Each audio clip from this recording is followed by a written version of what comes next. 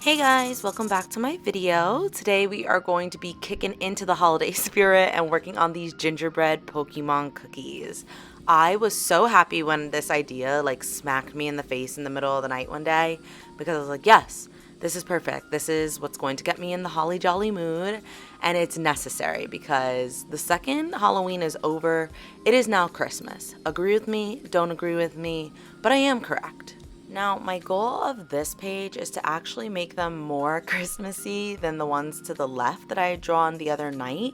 I feel like the goal last night was basically just to work out on how to do these cookies, how to lay down the color and things like that, but I wasn't considering being more creative and taking more of an artistic license with how the Pokemon actually look. For the most part, I just added those little squiggles by their arms and legs and kept them to their normal Pokemon form, which is fine. I still think they came out super cute, super Christmassy, but I have added, that Christmas hat to Poplio's head, vanillite. I'm not gonna lie, I didn't do anything special to her. But right now, when I work on Blossom, I do try to make that bell look more like a jingle bell, just because I thought it would be really cute and fun. From there, I do try to add, a little bit of a ribbon and things like that to some of the other Pokemon I draw on the page. But I thought it was cute. I thought it was fun, just trying to keep it nice and simple so that it doesn't get so complex that I'm worried that I'll ruin it. Because when it comes to that type of phase in my art, that's when I'm kind of like, okay. Can't think too deep on this or else I'll ruin my own art. Because my art's not ruining it for me. I'm ruining it for me. Now, how did I go about drawing these cookies and getting them to be the perfect shape and just make sense as a cookie as well as a drawing?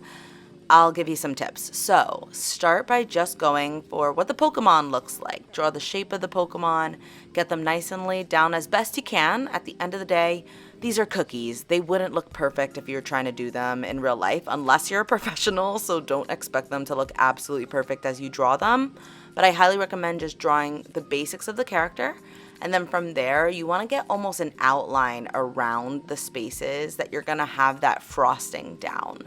Because realistically, if you're making these cookies and putting frosting on them, you wouldn't put frosting to the very edge of the cookie because it would just spill right off. So yeah, my biggest tip for making these cookies would be consider where your frosting is going and then understand that there has to be some gingerbread around wherever you plan on putting that frosting. Now at this point, I'm done drawing, so I'm going to use my kneadable eraser to pick up most of the lead so that I can get that outline on there. The one I'll actually be using, nice, dark, and legible. Now today I'll be using a combo of some alcohol markers as well as some of my favorite colored pencils.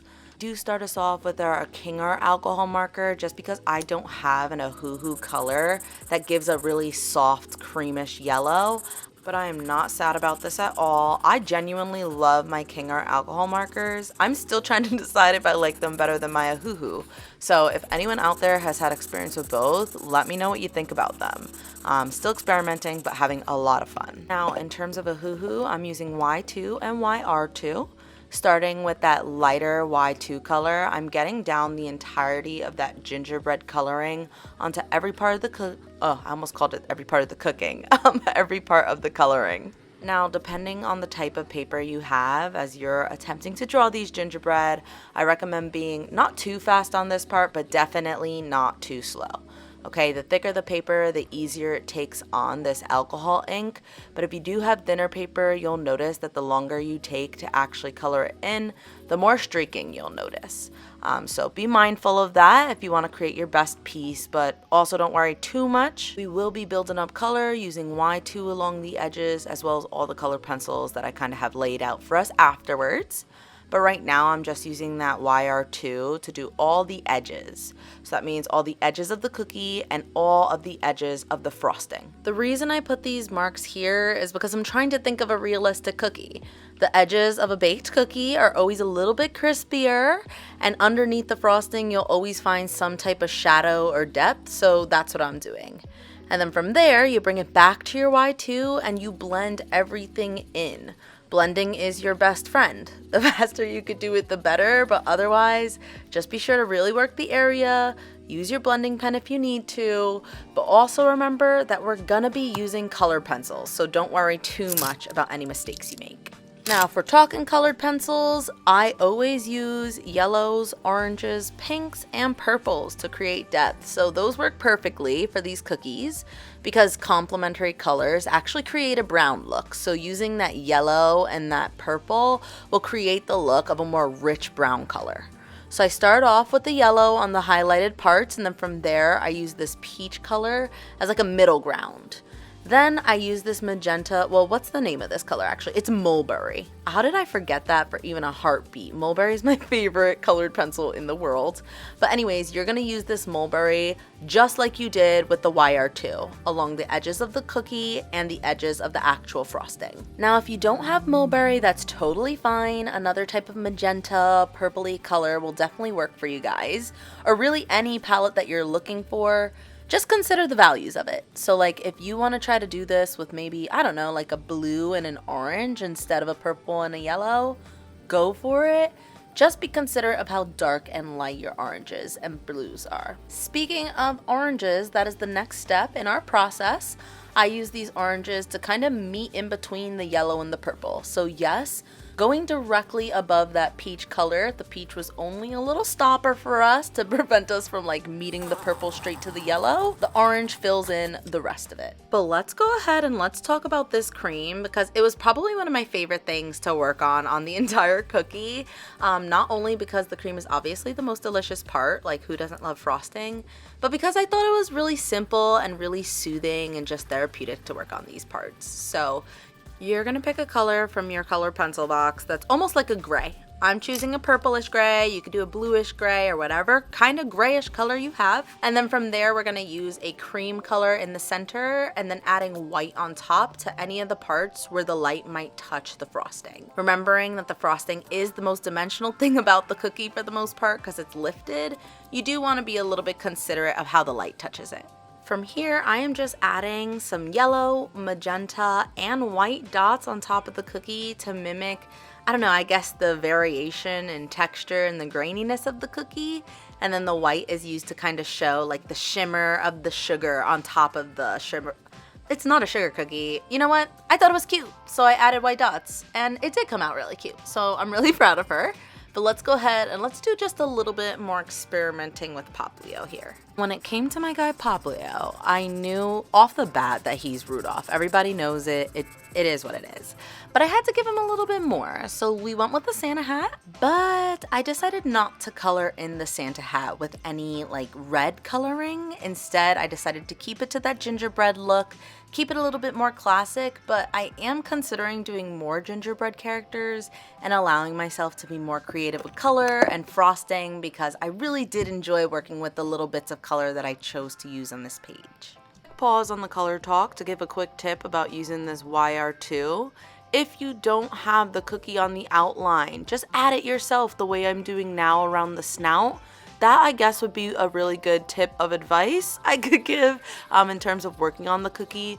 Just draw the Pokemon how you normally would, and then if you forget to add the cookie around it, just add it later on with a marker instead. Now moving on to the colored pencils, I'm going to try to do something just slightly different here. So you see I'm using this yellow on top of the darkest brown color in certain parts instead of just keeping it to the magenta color. And that's because I want to kind of distribute where the lightness and darkness of the cookie is, because it's not always the case that the crispiest parts of the cookies are on the edge. Sometimes it's crispier in different parts because it's closer to the fire in different parts, but it allows for some creative thinking and some creative license. So I like to use it whenever I can. And speaking of creative license, I'm going to use that when I add some pink to the gingerbread cookie this time around. I start in places that I guess would be most plump, and places that are closer a little bit to that mulberry magenta color. And then from there, I go back in with the orange as per usual and just allow for some layering. That's definitely my favorite part of using color pencils, is how much you could just continue to layer and layer color on, no matter how many times you kind of squish them in, as long as you're not laying them down too hard and you keep your pencil nice and sharp. Moving on to the frosting, I am going to use that like grayish purple, yellow, and white combo to create the dimension, but I think in the next drawing I am going to try to just jazz it up a bit and add some more colors where I can, like I did with the pink. But for now, I am adding that textured-y look with the yellow and the mulberry color to make it look kind of grainy like a cookie. And then finally just adding those white crystallized like little sugar dots onto the cookie as well as onto the actual Rudolph nose. And then from there, I do just outline it to finish it off with that mulberry. And I'm really, really loving poplio and super ready to take on vanillite because the amount of frosting on vanillite brings me so much joy. You guys have no idea, A, how much fun it was just to color this in and how satisfying it was, but B, to work with such a big area for the frosting. I have been waiting for the opportunity to experiment just a little bit more with that frosting color, as well as to add some other colors to the mix here. So we did use that Ohuhu blue to get the vanillite eyes and the little crystals that she has on her face, but I'm imagining them as, you know, if I were to do this as an actual cookie, I would have used sprinkles on this part, and I would have left the mouth to be that actual gingerbread cookie instead of kind of doing it the opposite way I have for the rest. But everything else is pretty much the same, except that I'm trying to do a little bit of a different shadowing process on this vanillite cookie. So I'm kind of doing the shadowing that I would do if I was coloring in somebody's hair and trying to show the highlights at the edges of the hair that kind of bounce out. So it was really fun to kind of play this way. I think that the cookie ended up looking really interesting and the shadows ended up looking really good. But you guys let me know what you think or if you do it any differently in your own sketchbook. But as of right now, I'm just going to be blending out these colors a little bit better and then going back in with my colored pencil. Now again, when you're adding those highlights and shadows around the edges of vanillite, I am trying to think about how I would do it with the hair. So starting with the lightest color, then the next lightest color, then the darkest color on the inner edges, which is exactly what I'm doing with that mulberry and the peach, just as I did with the other cookies. It's more about where you lay down the color in comparison to how you lay down the color, if that makes sense. But at this point, we are moving on to the frosting. I am so excited, starting off with a little bit of blush and then just adding some pink in some other places on the cookie because I forgot to earlier. But I am so ready to just go ahead and dive right on into this frosting. I'm thinking about it now and I feel like I'm trying to think of how I could have made this more Christmassy, right? And what I'm thinking is that the only thing I could have done to keep it still true to the look of the Pokemon as well is maybe those little sugar like crystal frosting things on his face. I could have changed that to maybe be a star or something like that, you know, like I don't know. Does anyone have any recommendations for what I could have done to make him just more Christmassy? I'm trying to think. I could have added sprinkles to him or to the like entire thing that were just a little bit more Christmassy in different colors. I could have, I don't know. I really got to think outside of the bun on this one because I feel like I kind of just did it plain Jane, but in the same breath, it was literally my favorite on the page. So I'm not mad that it wasn't changed in any way, shape, or form. I'm just trying to think of what I could do for next time. I'm just realizing in all that yapping, I didn't talk about how I used pink in the frosting, but I did use that peach. I think I showed it on screen even. So I liked the addition of that. I liked the way that it kind of, if you look at this frosting, like it really does look dimensional. It really does look like it's laying on there. And I think it looks really nice. Maybe I'm tooting my own horn, but I'm really happy with how this one came out. And I feel like it was just the best way to go into the very last drawing in this sketchbook. Now, I'm not gonna lie to you guys, if you go back, you'll notice that I have not referred to this Pokemon I'm working on by name, not once, not even a single time, because I'm not confident in their name. I know what they look like, I know they're super cute, I know I had to like look them up on Pinterest and whatnot to get the reference, but nothing's coming to mind right now as I'm doing this, and I feel like I'm gonna need to Google it because in my head, I just keep thinking that this thing's name is Marill, like Meryl Streep. And I feel like that can't be correct. But hold on. Actually, hold on. Let me look this up. One Google later. And I did learn that their name is literally Meryl. I was not crazy. It's Meryl with an A. But in my heart, this little girlie is always going to be Meryl Streep. And frankly, let's not lie to each other. Let's not lie to each other. What is wrong with me today? Let's not lie. Meryl Streep is literally the ugliest Pokemon on this page right now. So I was really working to revive this little guy and make sure that it came out really good, because I would have been so sad if all of them came out really well and then Meryl Streep did not come out well. So I was working my little darndest to like blend all these colors to really get this going. And I felt like even then it was still kind of ugly in certain moments. But I worked through it, I trusted the process, I got to my little sugar crystals, and I was super happy with where I was at.